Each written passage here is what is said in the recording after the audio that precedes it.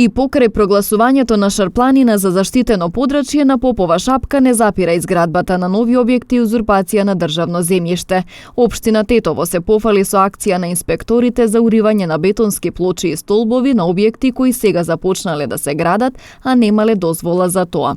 Од општинскиот инспекторат велат дека постапуваат само во такви случаи, додека за објектите што се изградени во процес на легализација немаат надлежност. Ние имамо две случаи сега, објекти што се почнати за изградени и на јавна површина. Излеговме на терен и ги видовме и постапивме по закон. Инспекторатот проверува во тек на градба. Значи, ние како инспекторат секоја недела сме на увид во шапка и ги контролирамо тие што се со дозволи и овие што ги најдавам беа без дозволи, без маркици.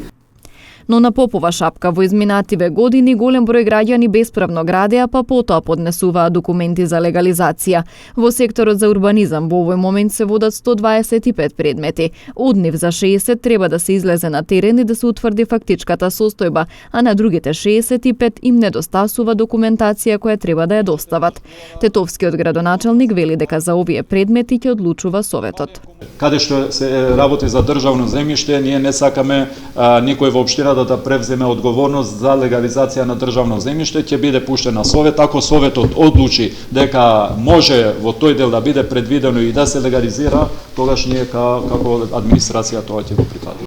Бесправно се гради и покрај патот кон Попова шапка во подножјето на Шарпланина, како и кон излетничките места Бањиче и Кале, но ниту оваа, ниту претходната власт немаа преземено никакви чекори. Градоначалникот вели дека потребен им е детален извештај за реалната ситуација во градот за да постапуваат.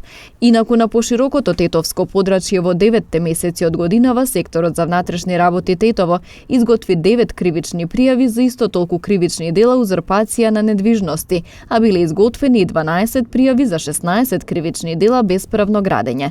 Неколку од овие кривични дела се однесуваат и на подрачјето на Попова шапка.